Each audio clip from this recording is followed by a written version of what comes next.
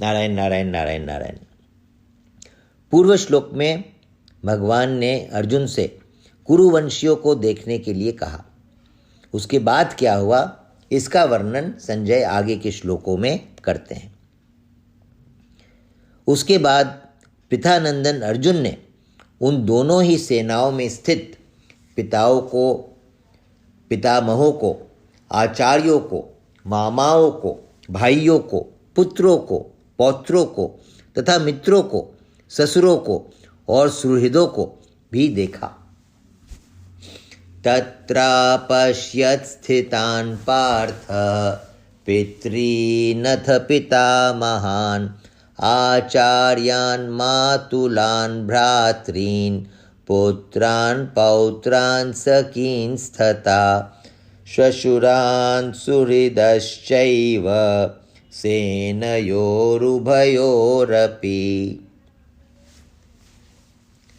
व्याख्या। तत्र पश्यत से सेनयोरुभयोरपि। जब भगवान ने अर्जुन से कहा कि इन रणभूमि में इकट्ठे हुए कुरुवंशियों को देख, तब अर्जुन की दृष्टि दोनों सेनाओं में स्थित अपने कुटुंबियों पर गई। उन्होंने देखा कि उन सेनाओं में युद्ध के लिए आए अपने अपने स्थान पर भूरिश्रवा आदि पिता के भाई खड़े हैं, जो कि मेरे लिए पिता के समान हैं। भीष्म, सोमदत्त आदि पितामह खड़े हैं। द्रोण, कृप आदि आचार्य अर्थात विद्या पढ़ाने वाले और कुल गुरु खड़े हैं। पुरुजित, कुंती भोज, शल्य, शकुनी आदि मामा खड़े हैं। भीम, दुर्योधन आदि भाई खड़े हैं। अभिमन्यु, घटोत्कच, लक्ष्मण दुर्योधन का पुत्र आदि मेरे और मेरे भाइयों के पुत्र खड़े हैं। लक्ष्मण आदि के पुत्र खड़े हैं, जो कि मेरे पौत्र हैं। दुर्योधन के अश्वत्थामा आदि मित्र खड़े हैं और ऐसे ही अपने पक्ष के भी मित्र खड़े हैं। द्रुपद, शैव्य आदि ससुर खड़े हैं। बिना किसी हेतु के अपने अपने पक्ष का हित चाहने वाले सात्यकी, कृतवर्मा आदि सुहृद भी खड़े हैं। अपने सब कुटुंबियों को देखने के बाद अर्जुन ने क्या किया, इसको आगे के श्लोक में कहते हैं। अपनी अपनी जगह पर स्थित उन संपूर्ण बांधवों को देखकर वे कुंती नंदन अर्जुन अत्यंत कायरता से युक्त होकर विषाद करते हुए ऐसा बोले। तान् समीक्ष्य स कौन्तेयः सर्वान् बन्धूनवस्थितान् कृपया परयाविष्टो विषीदन्निदमब्रवीत्। तान् सर्वान् बन्धूनवस्थितान् समीक्ष्य। पूर्व श्लोक के अनुसार अर्जुन जिनको देख चुके हैं, उनके अतिरिक्त अर्जुन ने बालीक आदि प्रपितामह, दृष्टुम्न, शिखंडी, सुरथ आदि साले, जयद्रथ आदि बहनोई तथा अन्य कई संबंधियों को दोनों सेनाओं में स्थित देखा। स कौन्तेय कृपया परयाविष्ट।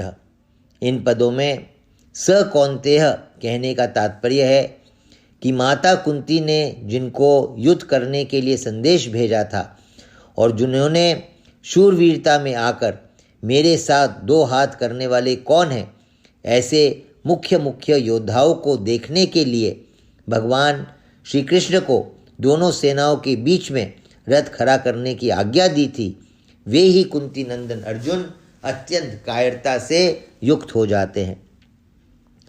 दोनों ही सेनाओं में जन्म के और विद्या के संबंधी देखने से अर्जुन के मन में यह विचार आया कि युद्ध में चाहे इस पक्ष के लोग मरे चाहे उस पक्ष के लोग मरे, नुकसान हमारा ही होगा। कुल तो हमारा ही नष्ट होगा, संबंधी तो हमारे ही मारे जाएंगे। ऐसा विचार आने से अर्जुन की युद्ध की इच्छा तो मिट गई और भीतर में कायरता आ गई।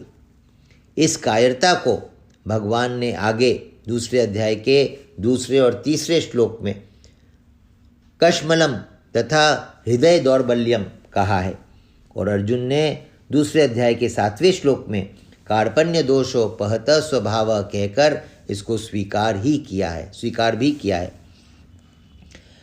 अर्जुन कायरता से आविष्ट हुए हैं, कृपयाविष्ट।